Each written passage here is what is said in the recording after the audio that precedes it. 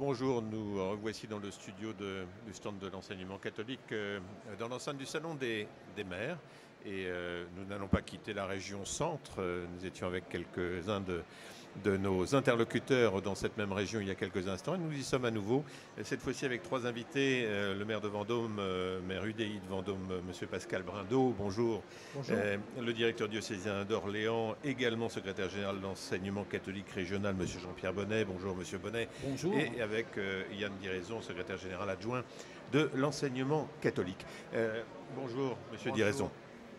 Avec vous, monsieur Brindeau, je voulais qu'on aborde la question justement peut-être plus générale des relations que vous pouvez avoir avec l'enseignement catholique dans votre région et avec votre mairie, et puis peut-être plus spécifiquement aborder quelques partenariats qui vous paraissent, on va dire, exemplaires en la matière. D'abord, dire effectivement que l'enseignement catholique est présent sur le territoire vendômois, aussi bien dans le tissu rural avec quelques écoles primaires, mais aussi sur la ville de Vendôme avec écoles primaires, collèges et lycées, ainsi qu'un lycée professionnel. Et j'allais dire, ça concourt à un équilibre de l'enseignement sur un territoire qui est à la fois une petite ville urbaine, mais aussi un territoire extrêmement rural qui l'entoure, où les besoins à la fois d'éducation et de formation sont intenses. On en parlait juste à l'instant avec le directeur diocésain, puisque nous avons un bassin industriel très développé, avec près d'un emploi privé sur deux qui est du ressort de l'industrie et d'énormes besoins de formation aujourd'hui ressentis par les entreprises. Et évidemment que l'enseignement catholique concourt à cette offre de formation complémentaire sur un territoire comme le nôtre. Les relations avec les collectivités territoriales et en particulier avec la ville de Vendôme sont des relations de confiance, puisque nous sommes tenus informés et systématiquement invités à toutes les initiatives que peuvent prendre à la fois l'école Notre-Dame, le collège et le lycée Saint-Joseph à Vendôme. Donc c'est vraiment un partenariat de confiance. Vous pouvez nous donner quelques exemples plus spécifiques? Alors, très spécifiquement, et ce qui rejoint la notion de formation et de filière économique, comme nous sommes un territoire assez vieillissant sur le nord du département de Loir-et-Cher, plutôt que de considérer qu'il s'agit d'un handicap, on a aussi considéré pour notre part qu'il s'agit d'un atout. Et nous essayons de développer en réalité une filière assez intégrée de ce qu'on appelle la senior economy, à savoir tous les emplois, toutes les offres de services qui peuvent accompagner la personne âgée, et la lutte contre la dépendance de celle-ci, le maintien le plus longtemps possible à domicile. Le lycée Sainte-Cécile de Montoire offre une filière d'aide à domicile, et donc nous avons un partenariat avec le lycée dans le cadre de notre cluster pour accompagner les jeunes dans leur formation et surtout tester des offres. Par exemple, dans le domaine numérique, on a formé des seniors à l'utilisation de tablettes numériques avec l'appui justement des lycéens, des personnes, des jeunes filles et des jeunes hommes qui sont engagés dans cette formation d'aide à domicile. L'idée, monsieur Bonnet, c'est d'avoir à la fois effectivement cette formation et puis cet aspect solidarité, parce que la silver economy, c'est aussi d'une certaine manière la filière de la solidarité. Ah, complètement, c'est tout à fait vrai. D'abord, merci à monsieur le maire de ce témoignage et de la reconnaissance de notre contribution. Et une des vigilances qui doit être la nôtre, c'est aussi de pouvoir répondre sur le territoire de Vendôme et sur l'ensemble du territoire régional. Nous sommes dans un territoire aujourd'hui avec des fortes disparités. Voilà, monsieur le maire a signifié tout à l'heure par rapport au Loir-et-Cher, mais on a des différences très importantes sur l'axe ligérien et sur le sud de la région centre. Donc comment maintenir ce maillage et être proche et répondre aux besoins des entreprises, puisque c'était l'objet de notre discussion, comment répondre aux besoins des entreprises dans la filière des formations industrielles. Donc on joue sur le levier de la solidarité, justement pour faire cette proposition tant à Orléans, à Bourges, à Blois ou à Vendôme. Lier la formation, pourquoi pas l'opportunité, la création d'emplois qui peut y avoir derrière, à la solidarité qui fait partie, j'allais dire, des grands axes, bien évidemment, de l'enseignement catholique. Au niveau national, ça peut se concevoir. Vous le concevez comme tel, monsieur Diraison? le niveau national ne peut pas piloter ce type de partenariat. C'est justement l'intérêt de la discussion qu'on a là. C'est-à-dire que le niveau national, il peut accompagner, il peut éventuellement répartir les moyens au mieux. Mais ce type de partenariat, si nous le faisons au niveau national, nous allons le faire de manière technocratique, complètement déconnectée du terrain. L'exemple que citait Monsieur le maire sur la seniorité, elle est valable là, mais à 150 km, ce sera autre chose. En revanche, ce qui nous appartient au niveau national, c'est de pouvoir faire éventuellement ce que l'on fait aujourd'hui, c'est-à-dire donner visibilité à l'enseignement catholique, permettre les points de rencontre et puis inviter nos responsables locaux à se tenir le plus près possible des besoins de leur terrain. Ces besoins étant des besoins sociaux, solidarité, mais aussi des besoins économiques. On est souvent reconnu par les partenaires politiques comme étant plus agile, plus mobile, plus rapide que ne l'est l'éducation nationale. C'est un de nos atouts. Voilà, on est apparemment capable de répondre plus vite à ces sollicitations-là. Je vous cite un exemple de sollicitation nationale qui vient d'arriver. L'état-major de la marine vient de nous demander un état complet de nos formations professionnelles sur l'ensemble des territoires, car il souhaite pouvoir lier partenariat sur ces formations avec nous. Voilà. Nécessaire déconcentration, décentralisation, en l'occurrence, c'est au niveau des territoires que cela se fait. C'est au niveau de la commune, monsieur le maire, que ça peut se faire, ou c'est de manière plus large? Est-ce que vous faites certaines initiatives en relation avec peut-être d'autres échelons territoriaux, avec d'autres communes aux alentours?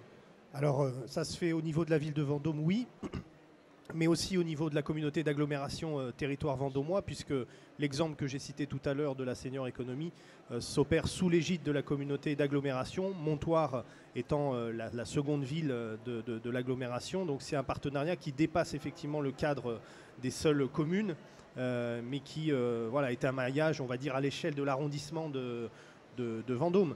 Et ce que vous disiez sur la capacité d'adaptation, effectivement, c'est tout à fait vrai, puisque très clairement sur le partenariat avec le lycée Sainte-Cécile, on voit bien qu'une formation qui était initialement très centrée sur, on va dire, l'approche médico-sociale de la dépendance, eh bien, s'élargit au fur et à mesure de la réflexion et des actions que l'on mène sur une logique qui est beaucoup plus d'accompagnement général en fait, de la personne âgée dans son souhait d'être le plus longtemps possible autonome et le plus longtemps possible à vivre chez soi, par exemple.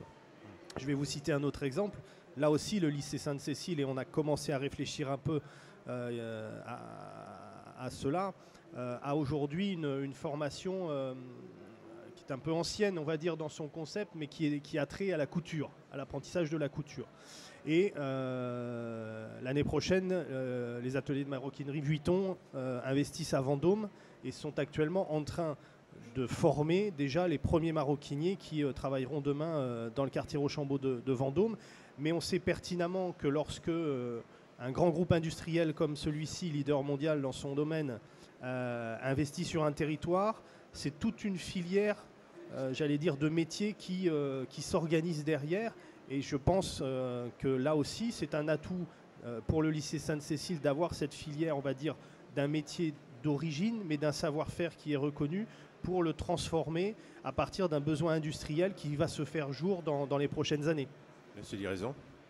C'est un bon exemple, c'est-à-dire qu'on sait bien qu'aujourd'hui, le temps de l'éducation n'est plus tout à fait en phase avec le temps de l'économie et même de la politique. Sans que l'un ni l'autre n'impose sa temporalité à l'autre, il faut forcément que le système éducatif puisse se mettre à l'écoute de ce type d'opportunités. Ce serait complètement absurde qu'on ne soit pas en état de fournir à une entreprise telle que vous la citez les travailleurs dont elle a besoin. Ça participe aussi indirectement de notre contribution globalement à la politique économique globale du pays. On sait tous qu'on a une inadéquation, pardonnez-moi, entre le nombre de chômeurs et le nombre d'offres d'emploi qui ne sont pas garanties. L'éducation nationale, et nous en sommes un partenaire, ne peut pas s'exonérer et dire que ce n'est pas son problème. Monsieur Bonnet.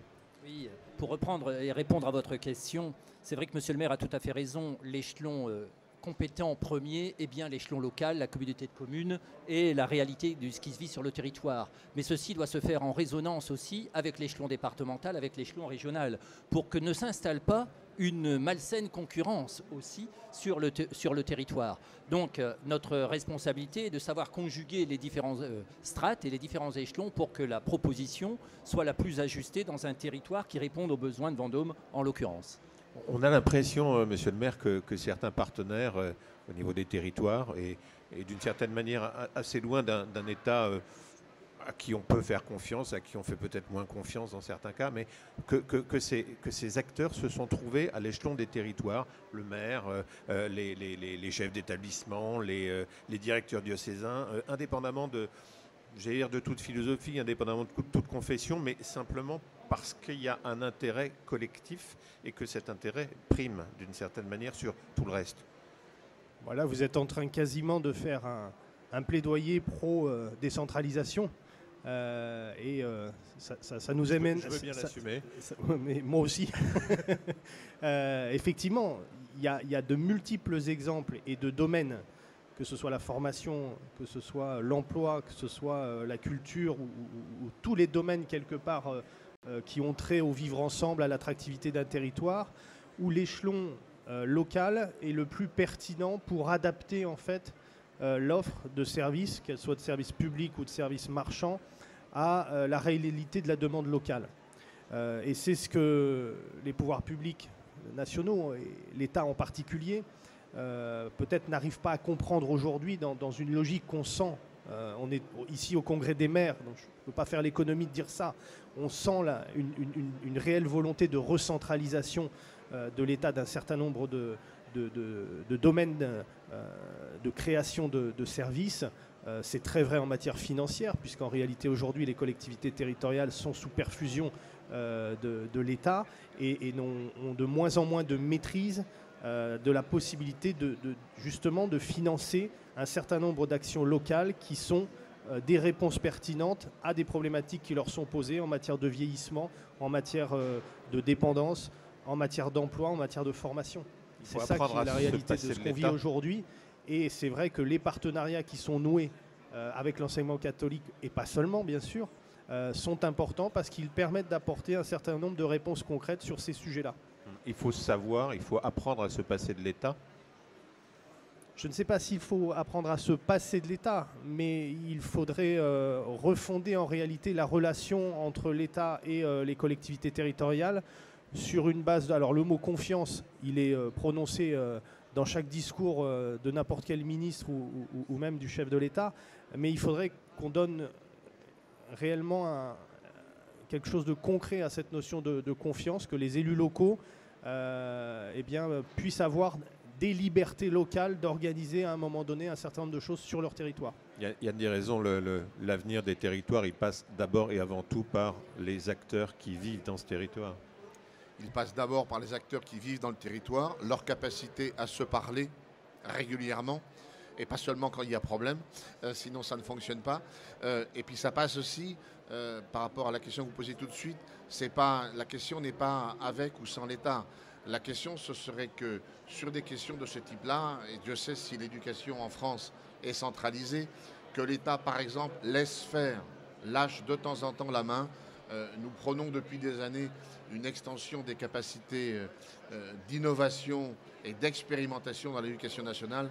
Je souhaite que sur ce terrain-là, l'État nous laisse expérimenter, quitte à ce qu'ensuite on assortisse ça de processus très carrés d'évaluation, etc. Mais si on laisse le terrain expérimenter, on inventera des choses nouvelles que l'État n'est même pas capable d'imaginer qu'elles puissent exister. D'autres partenariats sont à l'étude, M. Brindot, M. Bonnet? Écoutez, sur la filière que j'indiquais en matière des métiers du cuir et des métiers de la couture, je pense que oui, il y a des partenariats qu'on doit envisager. Et je reviens au sujet initial dont on discutait hors antenne. Le poids de l'emploi industriel sur notre territoire est très important et les besoins de formation sont extrêmement importants. Il y a aujourd'hui 200 emplois industriels qui ne sont pas pourvus dans les entreprises vendômoises. 200 emplois industriels. Alors qu'on est déjà à un taux de chômage inférieur à 7%. Vous imaginez qu'on est en réalité très proche du plein emploi sur notre territoire, mais il y a aujourd'hui des entreprises par un décalage parfois entre les formations qui sont proposées sur le territoire et les besoins des entreprises, parce qu'aussi, et c'est, j'allais dire, une responsabilité partagée entre l'éducation nationale et l'enseignement privé, il y a aussi des jeunes qui sortent aujourd'hui avec une absence de qualification, une absence de diplôme qui est préjudiciable à leur emploi, et c'est là-dessus qu'on doit aussi travailler, même si, nous le savons, on a des établissements, c'est vrai du lycée-collège Saint-Joseph à Vendôme, qui, en termes de résultats par rapport au taux de réussite au baccalauréat, sont parmi les premiers établissements régionaux. C'est vrai aussi du lycée public Ronsard de Vendôme, qui est parmi les 3 premiers lycées publics de la région en termes de taux de réussite. Donc, ça n'est pas la qualité de l'enseignement qui est en jeu, c'est la prise en charge de jeunes qui parfois sont un peu déstructurés, d'une part, et puis aussi l'adaptation des formations, des filières de formation qui sont proposées. Monsieur Bonnet, en guise de conclusion. Oui, je voudrais bien rebondir sur les mots de fin de notre élu invité, monsieur le maire. Ce qu'on nous dit souvent, dans les besoins des jeunes, les besoins des entreprises, c'est de former des jeunes ayant un savoir-être. Voilà. Et je pense que là, on a quelque chose à dire et on a quelque chose à proposer à travers le projet de l'enseignement catholique dans un développement de savoir-être et de compétences, de savoir-faire au niveau de nos jeunes. Et permettez-moi aussi, pour conclure, pour évoluer aussi et ne pas se faire l'avocat des réformes en cours, mais je pense que le dialogue va évoluer aussi au niveau de la carte des formations des lycées professionnels avec les branches professionnelles. Et il y aura un travail là conséquent à faire pour justement ajuster l'offre à la demande par rapport à ce que disait monsieur le maire. Merci messieurs de votre participation, une participation optimiste s'agissant de l'avenir des territoires et des partenariats entre ces différents acteurs, en l'occurrence l'enseignement catholique et puis les territoires, les mairies, les communes. Merci à vous de cette participation. Merci. On se retrouve dans quelques minutes. Je crois voir Madame Françoise Gattel non loin d'ici et je pense que nous allons l'accueillir dans quelques instants. Merci à vous, à tout à l'heure.